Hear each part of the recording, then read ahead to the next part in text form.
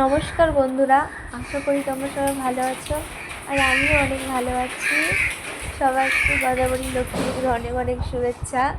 আমার ভিডিওটা অনেক লেট হয়ে গেল।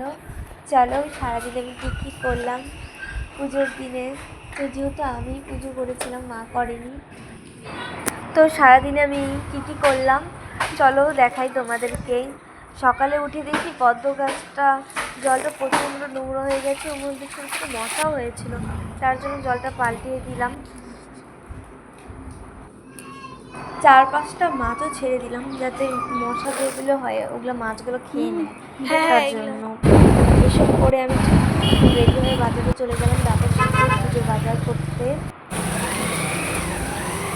পদ্ম ফুলগুলো খুবই সুন্দর ছিল, অনেক বড় বড়। প্রত্যেকবার তো কড়ি পাওয়া যায়, এবার অনেক বড় বড় পদ্ম ফুল পেয়েছি। তো বাড়ি এসে স্নান করে সবার আগে ভোগের আয়োজন শুরু করে দিয়েছি। আমি স্নান টান করে সবজি বানিয়ে নিলাম, তো এখন রান্না বসিয়ে দিয়েছি রেডি হয়ে। চলো ভোগে কী রান্না করি তোমাদের দেখাই। খিচুড়ি রেঁধেছিলাম কিন্তু দেখাতে পারিনি, খুব ব্যস্ত ছিলাম। তো দিদিকে বলে দিলাম একটু নারকেলটা আমাকে কুড়িয়ে দিই, যেহেতু সবগুলো রান্না আমি নিজের হাতেই করবো, তো দিদিকে বললাম নারকেলটা কুড়িয়ে দিতে।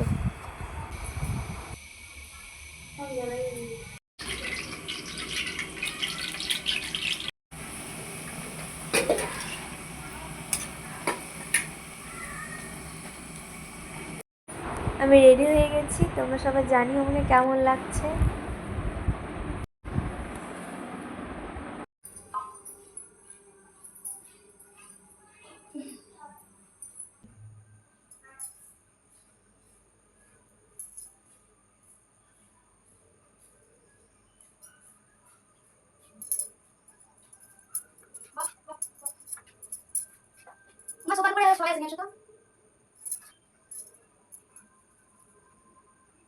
কই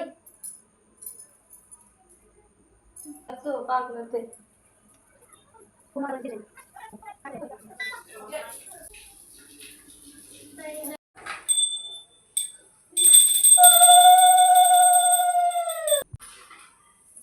সম্পূর্ণ পুজোর ভিডিওটা আমি করতে পারিনি, তো চলো দেখো আমি আলাদা পরিচয় দেখাই। আজকের ব্লগটা এখানেই, টাটা।